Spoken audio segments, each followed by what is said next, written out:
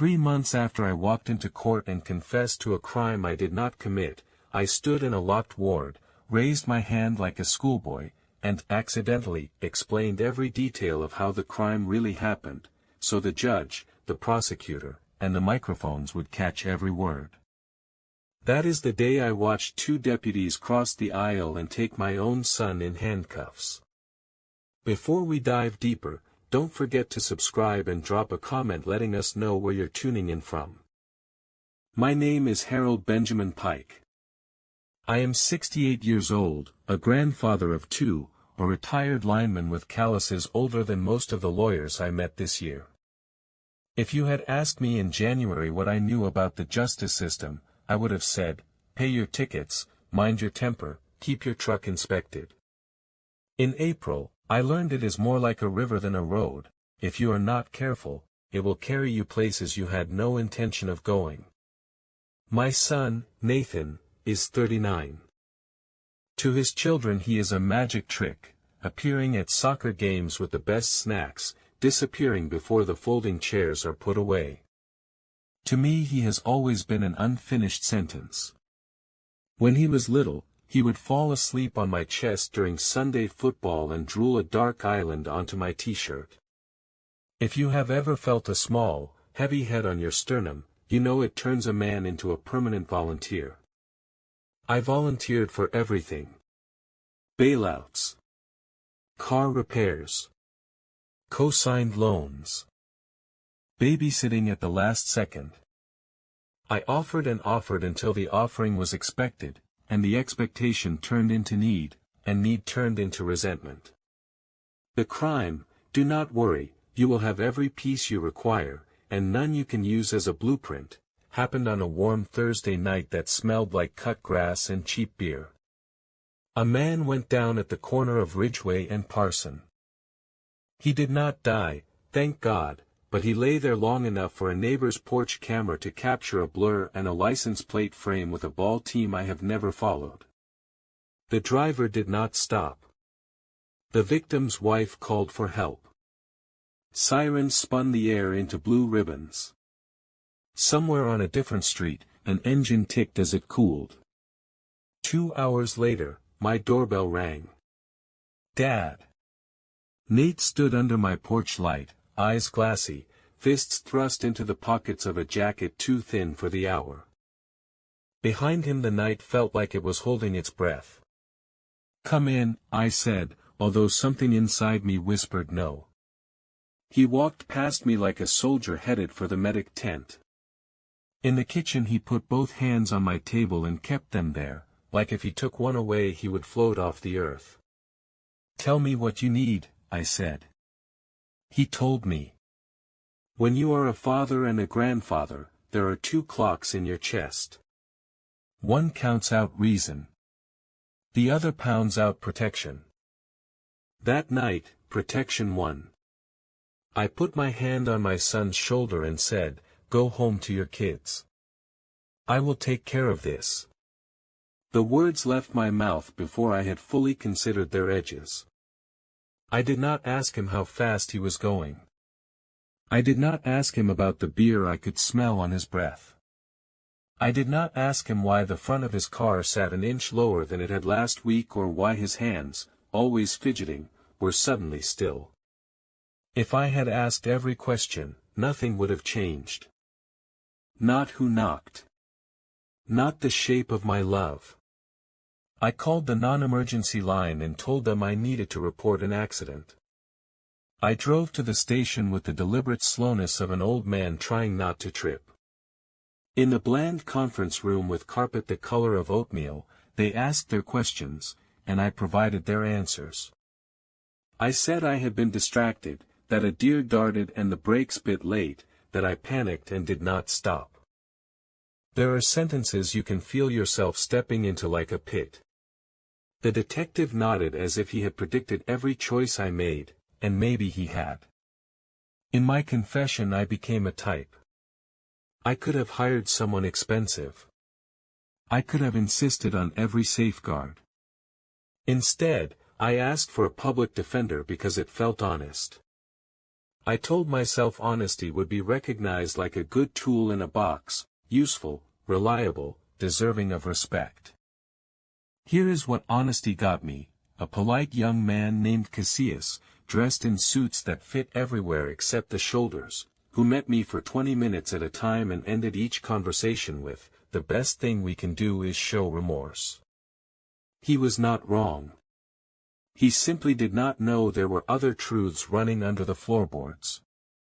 News travels fast in a town where everybody knows the price of everybody else's roof. By church on Sunday, there were jokes whispered behind hands that smelled like lemon cookies. By Tuesday the group chat I had never consented to join pulsed with links, articles, traffic reports, a righteous comment thread where the victim's brother used my name like a curse and my beloved daughter-in-law used it like a shrug.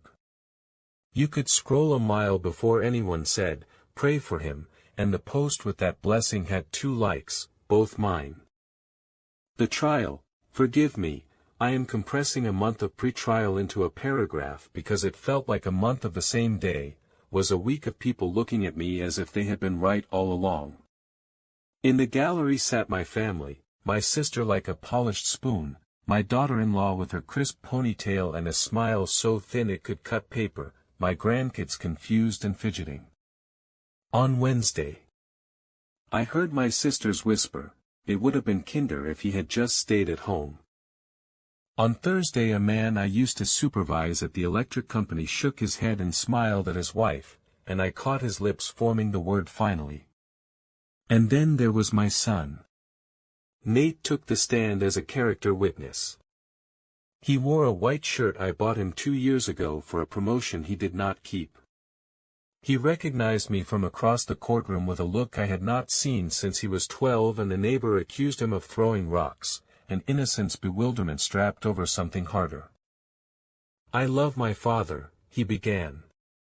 His voice was steady, like a man reading out the weather report.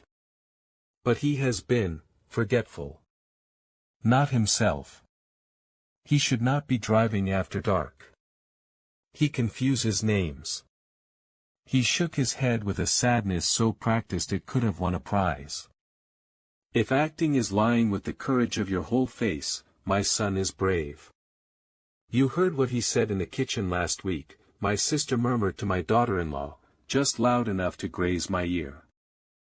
"Something about Jesus eating the chainsaw." "Gibberish," my daughter-in-law said, twirling her hair. "He is not safe. Not for himself, not for others." Their words felt like static, but it was the smile that landed. My son smiled at me when he stepped down. A small, careful smile. Just a flicker at one corner, like he was thanking me for carrying a heavy box. I did not flinch when the judge read the verdict. The courtroom seemed to hold its breath and then exhale on my behalf. I caught about 2/3 of the sentence: term of imprisonment, restitution, license suspended, supervised release. Words are not always the important part of news. Sometimes it is just the sound they make when they hit the table. The ride to county was cold even in June. The van smelled like metal and onion. The man shackled beside me had a tattoo of a wolf on his hand and breathed through his mouth as if he were trying to disappear. Inside, the jail moved on rails: count, chow, lock, unlock, call-outs in the morning like a bingo game no one wanted to win. I kept my bed tight and my head low.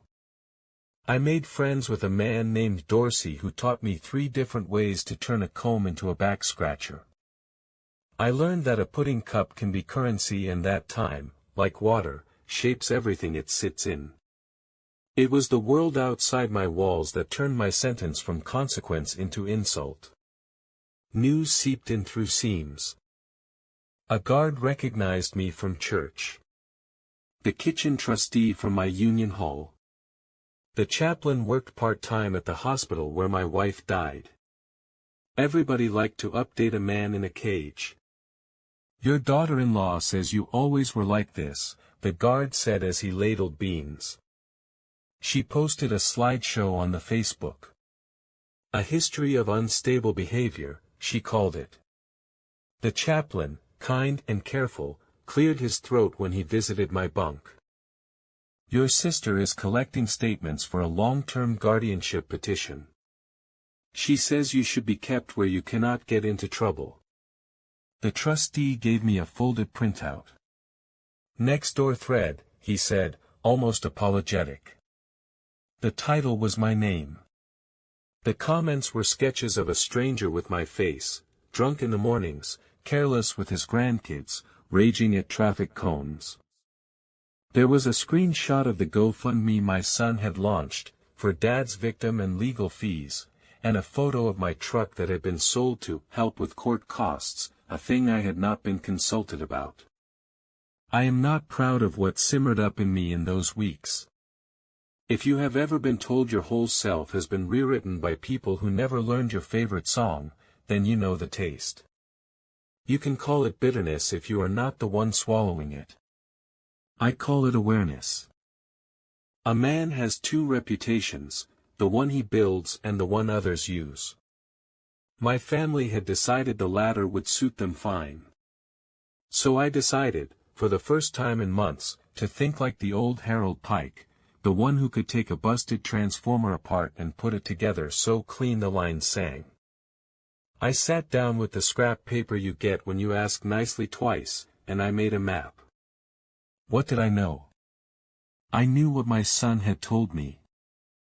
I knew the angle of the dent on his bumper, and I knew the way a porch camera will grab things you never mean to give it. I knew which body shop he used when he was trying to hide a scrape from his wife, because I used to tuck cash into an envelope and drop it off for him while she thought the car was in for a wash. I knew the names of 3 decent people who would tell the truth even if it made Thanksgiving complicated. I knew that once the state puts a bow on a case, they do not like to pull the ribbon loose. That part was the knot. How do you turn the state toward a different door without getting your own neck caught when it swings? I had more than time. I had patterns. I watched one man feign stomach problems for 2 weeks until medical took an interest. I watched another pretend to fall so many times that a classification counselor finally wrote "neuroconsult" on his file. When the mental health lady called tier by tier to check boxes after a man on the floor had written his last letter, I saw which doors opened when others closed. The safest path to a second hearing ran through a nurse's clipboard. I did not scream. I did not roar. I did not cut myself or threaten anybody or ask a bunkie for pills. I went small. I went silly. I built a version of myself that was not dangerous but did not fit. I ate my cornbread with a spoon. I called the toilet a telephone and said hello into it twice a day. I hoarded salt packets and arranged them by color, though they only came in white. When they laughed, I laughed too and pretended not to notice the laughter was supposed to hurt. I wrote to my sister a letter full of nursery rhymes and made sure to include a single, very precise sentence. The blue Camry came back from Keene's body with a brand new grill on Friday at 10:20 and a receipt signed by Donnie who smokes Marlboros. Then I tucked that sentence between 2 rhymes and addressed the envelope to my sister and the victim's wife. The mental health counselor came on a Monday. If you want to seem off but not dangerous, you should answer the first question with a better question. How are you feeling today, Mr. Pike? She asked, clipboard ready. Do birds understand fences, I said, or do they just forgive them? She wrote for a long time. She came back Wednesday. By Friday, she was ready to write a referral. I made sure, when she asked about the accident, to muddle my own memory with details that did not fit my life but matched my son's, the little air freshener in the shape of a pine tree that I would never hang but he would, the tiny crack in the passenger mirror left from an argument in a drive-through that I never had but he did. I called out the exact type of grille for a 2018 Camry. I let myself be confused about where I was born but clear about the bimmer Nate used to admire on Parson. I muttered a time that would be on store security footage if someone looked. I pretended not to understand why her pen froze above the page when I said it. You might think this is wicked. I did not feel wicked. I felt like a man building a bridge over a river that had decided to drown him. They moved me to the ward where the lights hum and the world feels wrapped in cotton. In there the air is warmer and the doors are heavier and people who say nonsense are treated like they are not doing it on purpose. My new roommate, who called himself King and asked to be saluted, whispered at night about a lizard who ran the commissary. I saluted when he asked. I watered a fake plant. I learned the names of 5 nurses and told each one a different truth, the make of the bumper, the date stamped on the body shop invoice, the nickname the mechanic used when he thought you were not a man who would repeat it. 2 weeks later, the judge scheduled a competency hearing. If you have never had your brain assessed by a court, imagine a school assembly where your ability to tell time is being graded by people who do not wear watches. My public defender wanted to postpone.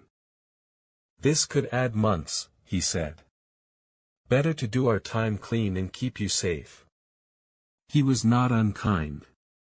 He was simply measuring a different kind of safe. I want to talk, I said. You will make it worse. Trust me, I said. He did not, but he had no better idea. They brought me to the hearing in shackles and an orange set that never fits. The courtroom looked smaller from the ward than it did from the trial. Maybe I had simply gotten used to being looked at. My family was there in their good coats and their good expressions. My daughter-in-law wore a sweater that would photograph well. My grandkids had hands full of crayons. My sister had a man with her I did not know. He had the face of a man who says, "we," when he means, me. On the other side of the aisle sat the victim and his wife. She held herself up the way women do when the world keeps pushing them down. If you think this story has no victim, you are not listening. If you think I forgot him because I love my son, you have not been reading carefully.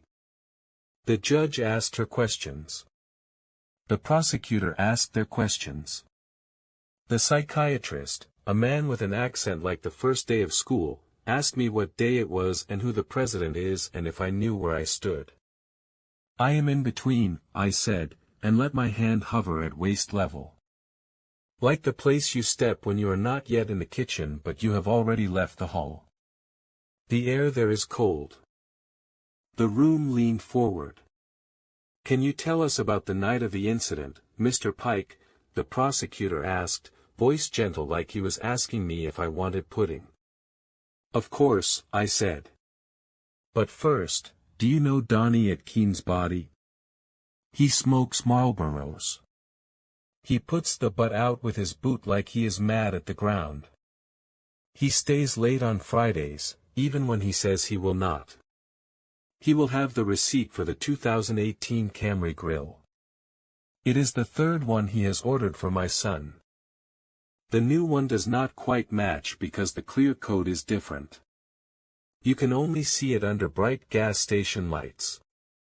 The prosecutor blinked. Your son, he said. I shook my head as if I had said the wrong word. My son, I said. Like the one that gets up in the morning and thinks it invented daylight. He was wearing that blue hat with the funny bird on it at Ridgeway. I saw it on the porch camera reflection. You can see the hat if you slow the tape when the car passes Mr. Garrison's house, before the corner. The hat's logo shows up backward in the window. I was at home. I can prove that, but I do not want to prove things that make people sad. It is the people who need proving that frighten me. Behind me I heard a chair scrape. Someone stood. The deputy said sit. Mr. Pike, the judge said, careful with my name, this is not. It is a hearing, I said, bright as a penny. Our ears are the important part. I get confused sometimes. Not about the important things. About the small ones. For instance, the make of the air freshener in a car I do not own. I burn cinnamon sticks at home. I never hang trees. But my boy does. He likes the black ice scent. It makes my throat hurt. Also, you should know there is a bill with his signature on it in the glove compartment, because he has a habit. He never empties his car of mail. He leaves his life in the cup holder and calls it trash. The body shop put the bill there because the bag they used tore, and the mechanic said, just stick it anywhere, and Nate said, sure. He did not think about paper cuts. There was a sound, small, like a mouse swallowing. It came from the row where my family sat. My daughter-in-law's lips had gone white. My sister held her purse as if the strap were a hand to be squeezed. Mr. Pike, my counselor whispered, leaning in. Maybe we. I am not well, I said, eyes big like a man telling a secret to a child. That is what everyone says. I forget names. I forget simple things. I forget to take my permission slip to the bus driver. I forgot how to be the kind of man who does not help his son. I turned my head so my voice threw toward the microphones. On Tuesday night, the cameras at the Sunoco showed him buying a pack of those little cigars and a coffee with 2 creamers. That puts him out at 9:13. The accident happened at 9:17. He lives 10 blocks from there if you cut behind the auto parts store and you do not stop at the yellow lights. You can check the timestamp. It will be off by a minute because the pump clock runs fast. The clerk, a woman named Rita, will remember him by the hat. She told him the team is cursed. My son stood up. He shouted my name. He used the one only my mother used when I had skinned knees. Daddy. He said it like a warning and like a prayer. The judge banged his gavel because that is what they do when a scene splits. The prosecutor asked for a recess because that is what they do when the air starts to smoke. The deputies crossed the aisle because that is what they do when a witness becomes a suspect. Nate did not fight. He looked at me like I had dropped a lit match on a pile of old magazines. He looked at me like a child with his hand on the stove. He looked at me the way a man looks at a door he had been certain would be locked. I did not hate him when they clicked the cuffs. That would make this story small. Hate is a thimble. You can sew with it, but you will never make a coat. I felt something wider. I felt a letting go. The rest of the proceedings were paperwork with eyebrows. Words like remand and reopened and admissibility. My counselor looked at me as if I had sprouted a second head. My daughter-in-law whispered into her phone so fiercely that her lipstick smudged. My sister cried without sound. The victim's wife did not look at me. She watched my son and pressed a Kleenex into her husband's hand, and when she finally turned her face toward me, there was something like thank you in the corners. Not for the spectacle. For the beginning of an ending that made sense. It took 6 weeks to unwind what had been wrapped too tightly. In that time I was transferred back to general population, and then, after a motion and a meeting and a document with more stamps than my passport, I was released. Not exonerated in a marching band sense. Dismissed the way a class is let out at the end of the hour with a note pinned to its coat, unstable, inconsistent, unreliable historian. The prosecutor called it merciful. My lawyer called it a victory in practical terms. The newspaper called it unusual. My daughter-in-law called it proof he is not right. My sister called and left a message that began with my name and dissolved into breath. The state charged Nathan. A different public defender, less kind and more efficient, took his case. He contacted the body shop. He pulled the tapes. He subpoenaed the receipt with the still sticky coffee ring. My son went from witness to defendant with a speed that stunned even him. He was not sentenced to the years I had expected. There were mitigating factors and a plea and a requirement that he speak to high school kids about responsibility and fear. He would do time. Less than me, perhaps, had the world continued its earlier orbit. Enough. The day I walked out, it was raining in a way I do not like, fine and constant, like being breathed on. My house smelled the way empty houses do when no one has boiled pasta in them for weeks. I stood in the doorway and listened to it breathe. On the kitchen counter sat a stack of mail. At the top was a letter from the insurance company. Below that, 2 postcards from the same politician. In the middle a card with my granddaughter's handwriting. Grandpa, are you okay? Daddy says you are on a work trip. Mommy says you are resting. I miss pancakes.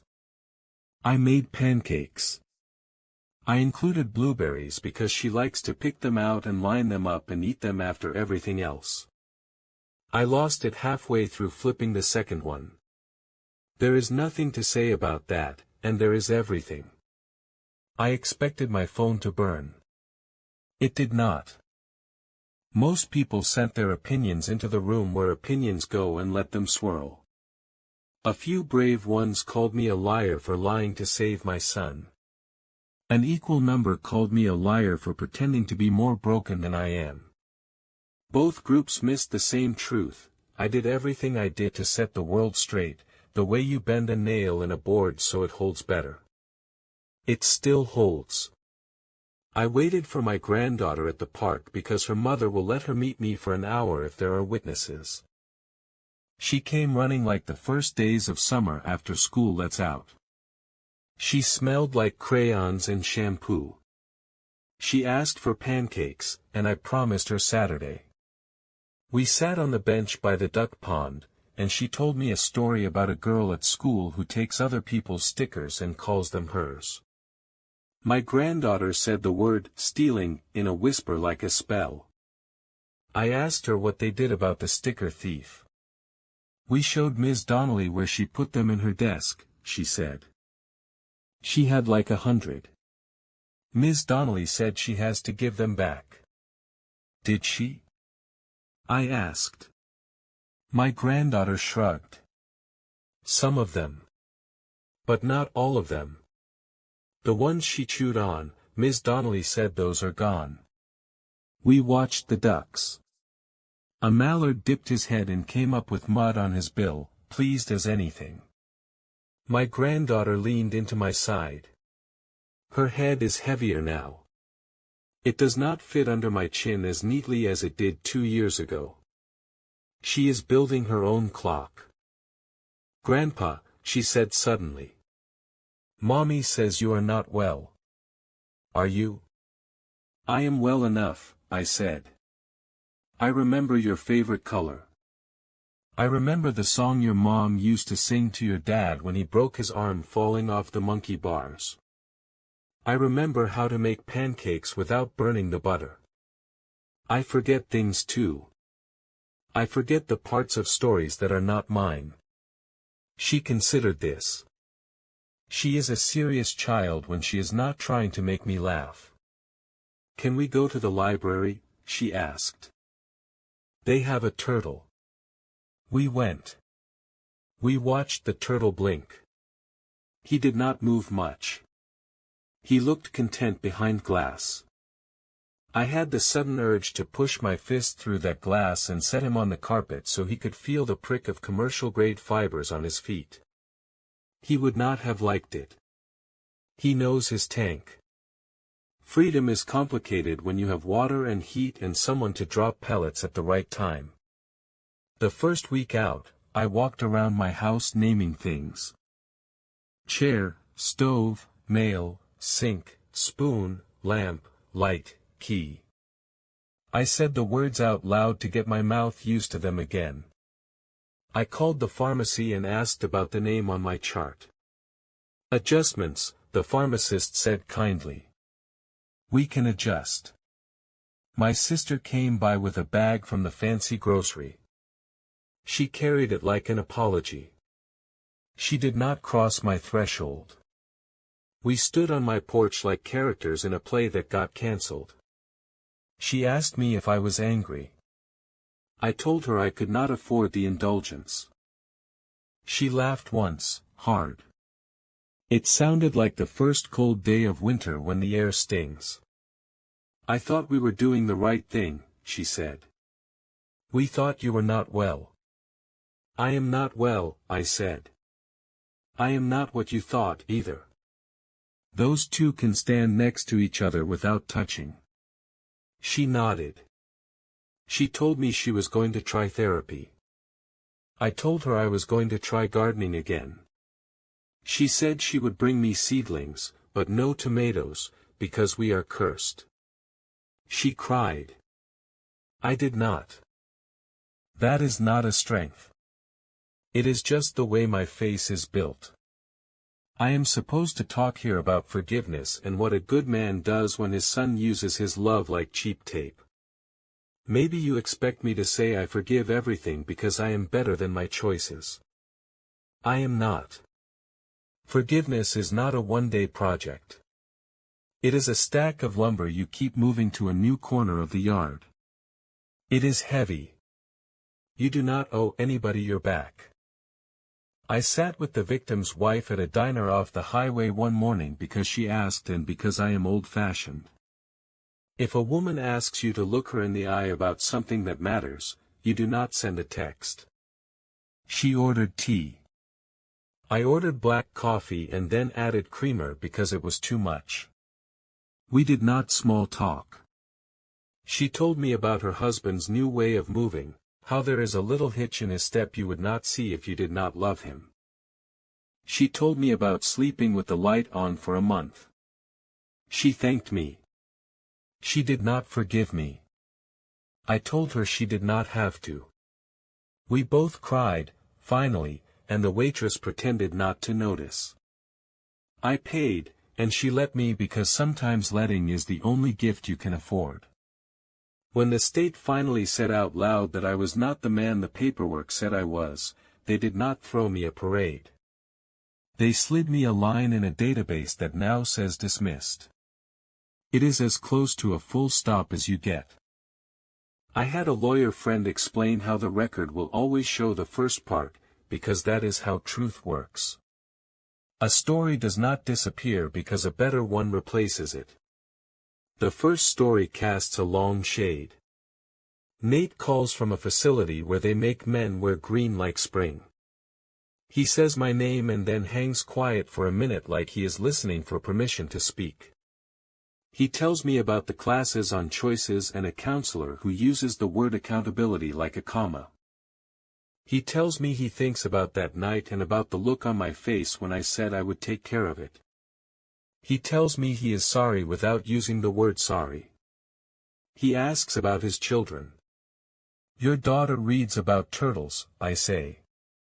Your son has decided he dislikes organized soccer but loves oranges. He says thank you and then sorry and then thank you again. He does not ask to come home to my house when he gets out. We both know the answer. Love is not a spare room. Do I regret the first half of this story? I regret the harm. I regret the delay between wrong and consequence. I do not regret that I loved my son so fiercely it made me foolish. Foolish love is still love. The trick is not letting it run the whole show. People ask me sometimes, people who know me from the lineman days, or from church, or from the bait shop I still visit on Saturday mornings even if I do not fish so much anymore, if I would do it again. They angle their heads like they are peering under a hood. They want to know if I learned the lesson they would have learned. Here is my answer. I would not do it the same way. I would not sign my name to the wrong story. I would call a good lawyer. I would take my son by his shoulders and march him to a station and sit down beside him while he told the truth. I would tell my family that their whispers are a form of theft. I would say out loud that, unstable, is a word we toss like a wet towel at anyone whose decisions make us uncomfortable. I would tell my daughter-in-law that a crisp ponytail is not character. I would call my sister by the nickname we used when we were small and see if it cracked something open. But would I still try to hold my son back from the edge? Of course. I am a father. My job is and always has been to reach. What I know now is that you cannot pull a man up if he is determined to pull you down with him. You can love from the top of the cliff. You can toss a rope. You can call for help. You do not jump. On Sunday mornings now, I drive out of town along Parson, where the road runs straight for a long time and then bends just enough to surprise you. I park at the park where the bench by the pond is new because the old one had a plaque with the former mayor's name and someone thought that was too political. I walk. I count. 5 laps is a mile. I pick up trash. I talk to people who nod. I am free in a way that feels less like balloons and more like open windows. It is not a parade. It is more like air. Freedom, I have learned, is not the absence of walls. There are doors you do not walk through anymore once you have seen who lives behind them. There are rooms you leave even when you are invited. Freedom is not one choice. It is the permission you give yourself to make the next right one and the one after that, even if no one claps. Last night I ate pancakes for dinner. I burned one, intentionally, because it is the dog's favorite. The dog's name is Tucker, and he came home with me from a shelter where he flinched at keys and lights and then fell asleep curled on my foot as if it had always been that way. He snored through the end of the news cycle. I turned off the television and listened to the house, to the rain beginning like a rumor, to my own breath counting, to the wheeze of the old refrigerator that will die one day and be replaced, and then we will talk about how the new one is too quiet, like it is sneaking up on us. I could tell you that justice was served. That would be tidy. What I can tell you is that a man who ran stopped running. A man who lied told the truth. A man who took a blow got to stand back up, not unmarked but upright. And a grandfather who went to a strange kind of war and came home with fewer illusions than he left with now walks his granddaughter to the turtle tank and says, in a voice she will remember later, "You can tell the truth even when it is heavy." She looked up at me the other day and said, "Does the turtle want to go outside?" "Maybe," I said. "Maybe not." And then I said the thing I wanted her to remember more than anything else I have ever taught her: after we finish telling the truth, we can decide what kind of outside we need. Hello everyone, and thank you for watching. I truly hope you enjoyed listening to this story as much as I enjoyed creating it. If you did, please consider liking the video and subscribing to the channel to help support the creation of more stories like this. Have a great day or evening.